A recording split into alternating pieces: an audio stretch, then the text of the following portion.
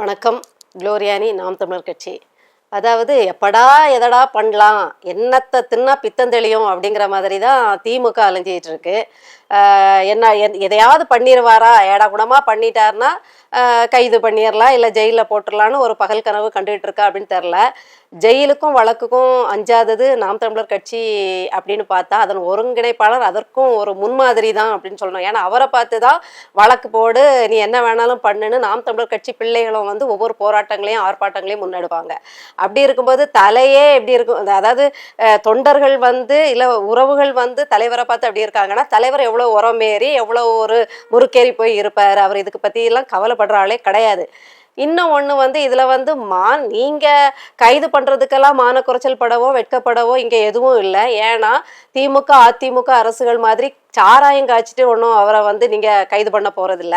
இல்லை வந்து அவருக்கு இது எங்கள் ஊர்லெல்லாம் திமுக காரனுங்க பெரிய பெரிய பிரமுகர்களே அவனுக்கு அதுக்கு முன்னாடியும் பிராண்டி கடை தான் வச்சு தொழில் பண்ணிகிட்டு இருந்தானுங்க.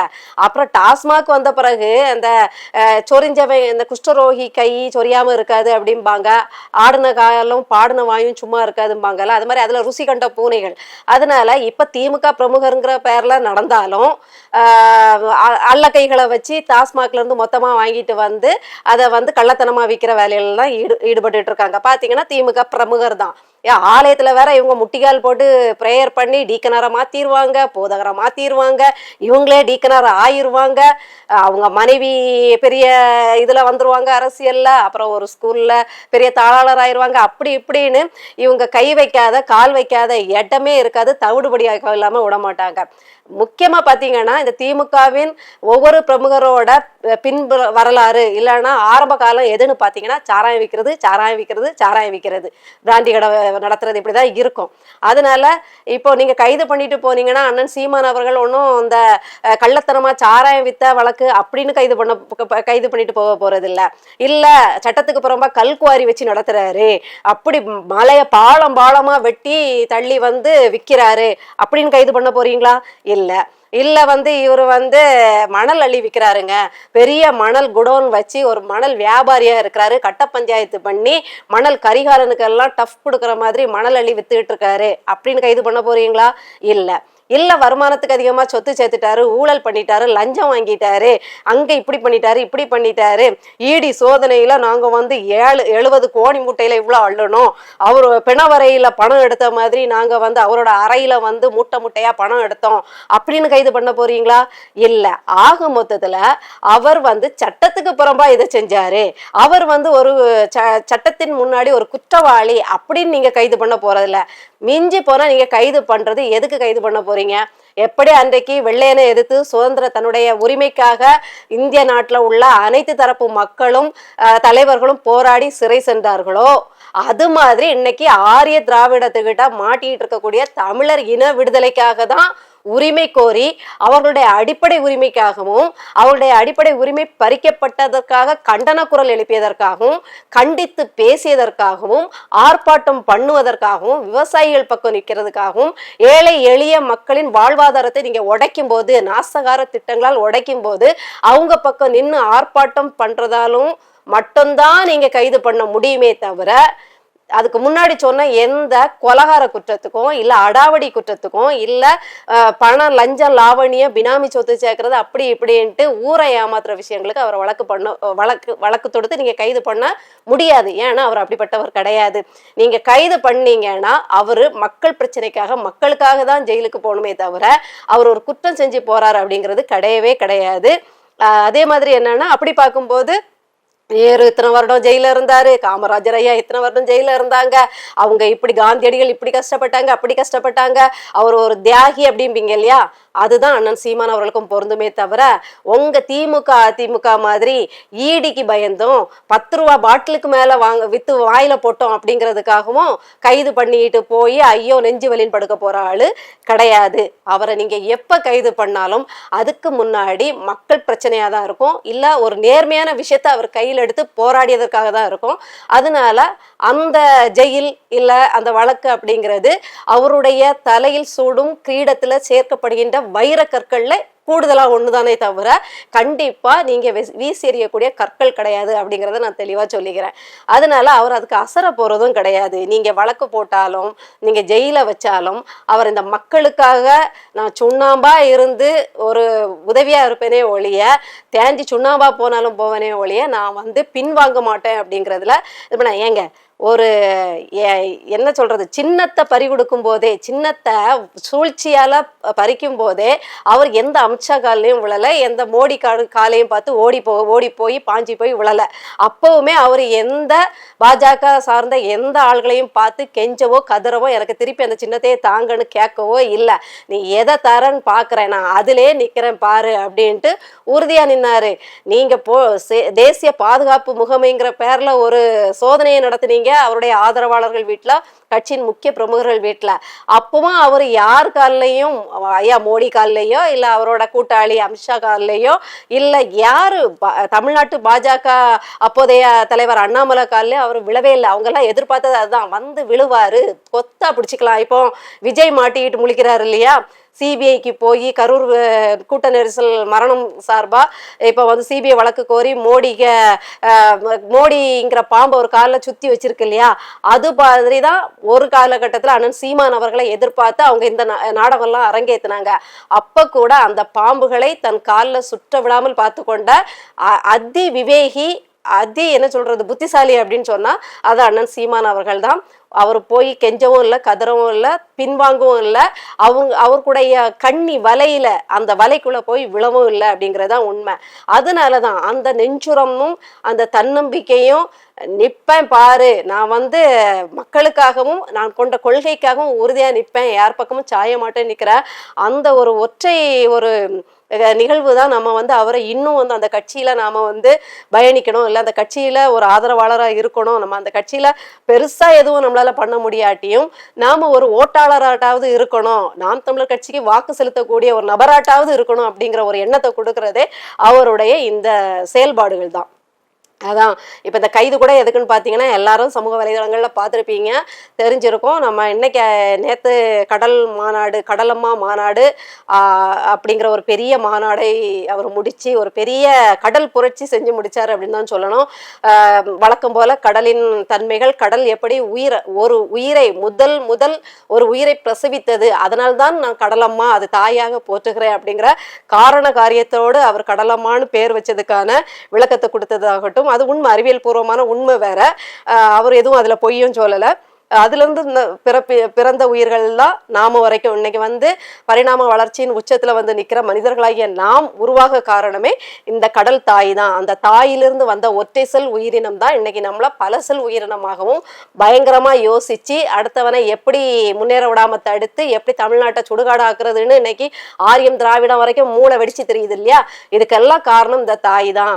அப்ப கூட இந்த காணொலிகள் எல்லாம் பார்க்கும்போது அண்ணன் சொல்லுவாங்க, மன்னிச்சிரு தாயே, நீ இவ்வளோ எங்களுக்கு நல்லது பண்ண, ஆனா நீ வந்து நீ ஒன்னையே நாங்க குப்பையாக்கிட்டோம், உன் மூஞ்சிலே குப்பையை வீசி எறிகிறோம், ஒன்னே நாங்க வந்து நுரையீரலை கொடைஞ்சி உன்னுடைய உயிர் ஆதாரங்களை பறிக்கிறோம், உன்னே நாங்க நாசமாக்குறோம், பிரசவித்த தாயையே அலங்கோலமாக்குற ஒரு மனித பாவிகள் நாங்க, என்ன மன்னிச்சிரு தாயே அப்படிங்கிற மாதிரி சொல்லும் போது கூட இன்னும் கொஞ்சம் காட்டமா சொல்லியிருப்பாரு. ஒண்ணு பண்ணு, திருப்பியும் கோபமா வந்து நீ உலகத்தை திருப்பி வாரிக்கிட்டு திரும்பவும் ஒரு உயிரியை நீ பிறப்பி, ஆனா அந்த உயிரியாவது உன்னை வந்து உன்னை வந்து என்னது தாளாட்டும் ஒரு பிள்ளைகளாக இருக்கும் ஒரு நல்லுள்ளம் கொண்ட உயிரியா பிரசவி, நீ ஏற்கனவே பிரசவிச்சது எல்லாமே உன்னை வந்து நாசமாக்கிடுச்சு, இனிமே புதுசா நீ எல்லாத்தையும் அழிச்சிட்டு பிரசவிக்கிற ஒன்னாவது உன்னை போற்றி இயற்கை வளங்களை காப்பாற்றும் நல்மனது கொண்ட உயிரினமா இருக்கட்டும் அப்படிங்கிற மாதிரி அந்த என்ன சொல்றது, மனிதன் இப்படி வந்து ஒரு தாயை இழிவுபடுத்தி தாயை அலங்கோலமாக்கி கெடுத்து குட்டிச்சோராக்கி நாசமாக்கி தன் பெற்ற தாயே ஒருத்தன் இவ்வளவு அலங்கோலமாக்கி வச்சிருக்கானே அப்படிங்கிற வேதனையில அவர் அந்த வரிகளை அப்படி சொன்னதை பார்க்கும்போது கூட்டமே மெய்சிலிர்த்து கையெடுத்து தங்களை அறியாமலே கையெடுத்து கும்பிட்ட காட்சிகளை காணொலி நேரலையில பார்க்க நேர்ந்தது. உண்மையிலே எல்லாரும் எகத்தாளம் பண்றவங்க பண்ணட்டும். கடல்கிட்ட பேசுவாரு, தண்ணிட்ட பேசுவாரு, மரத்திட்ட பேசுவாரும்பாங்க. சொல்ற அந்த மக்கள், அந்த மனித மூளையற்ற மனிதர்கள் இருக்காங்க இல்லையா, அந்த மனிதர்களின் தலைவரே பிறகு அண்ணன் சொன்னதுதான் கட்டளையா பிறப்பிப்பாரு, ஆணையா போடுவாரு, இப்படி செய்யலாமான்னு யோசிப்பாரு. அப்படி பத்திரிகையில அப்படி ஒரு செய்தி வரும், இப்படி செய்தி வரும். கடைசியில பார்த்தா எதெல்லாம் சிரிச்சாங்களோ அதை தான் இவங்க எல்லாம் வந்து நாம செய்யலாம் அப்படிங்கிற ஒரு கட்டாயத்துல வந்து செய்யவும் ஆரம்பிக்கிறதுக்கு திட்டங்களை போட்டுக்கிட்டு இருப்பாங்க. அதனால உங்களுக்கும் முன்னோடி, அதான் நீங்க படிச்ச ஸ்கூல்ல அண்ணன் சீமான் அவர்கள் தலைமை ஆசிரியர், அதை மட்டும் நீங்க வந்து கவனத்துல வச்சுக்கிட்டீங்கன்னா போதும். எகத்தாளம் பண்ணிக்கிட்டு எப்படிதான் அவரோட அறிவை திருட உங்களுக்கு மனசு வருது. இந்த திருட்டு திமுகனாலே அடுத்தவங்களோட சொத்தையும் திருடும், அடுத்தவங்களோட பொருளை திருடும், காசை திருடும், எல்லாத்தையும் திருடும், அடுத்தவனோட அறிவையும் இப்ப திருடி வந்து தாங்கள் ஒரு கை தேர்ந்த திருடர்கள் அப்படிங்கிறத திரும்ப திரும்ப நிரூபிச்சுட்டே இருப்பாங்க. அதனால சிரிக்கிறவங்க அங்கே சிரிப்பவர்கள் சிரிக்கட்டும், அது ஆணவ சிரிப்பு, மூளை இல்லாதவர்களோட சிரிப்பு.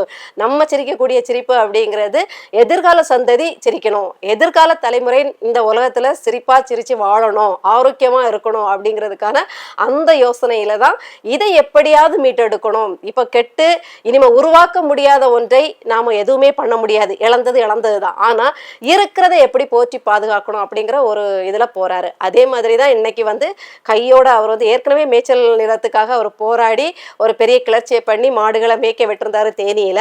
அது கொஞ்சம் வெற்றிகரமா முடிஞ்சுது. வெற்றிகரமா முடிஞ்சாதான் திமுக அரசுக்கு பிடிக்காதே. சீமான் சீமான் சீமான்னு எங்க பார்த்தாலும் சீமானா வந்து அவங்களுக்கு நிற்கும் போது வந்து கொஞ்சம் பதறதானே செய்யும். அதனால இதுக்கு வந்து முன்னேற்பாடாக அண்ணன் சீமான் இருந்த மண்டபத்தை சுற்றியும் போலீசாரை குவிச்சிட்டாங்க. அதாவது வீட்டிலேயே அடைச்சி வைக்கிற மாதிரி, வீட்டிலேயே கைது பண்ணி உள்ள வச்சிருப்பாங்க இல்லையா, அது மாதிரி நடமாட முடியாதபடி வச்சுட்டாங்க. மேய்ச்சல் நிலத்துக்காக தயார் பண்ணி வச்சிருந்த 400 ஆடு மாடுகளையும் அப்புறப்படுத்திட்டாங்க.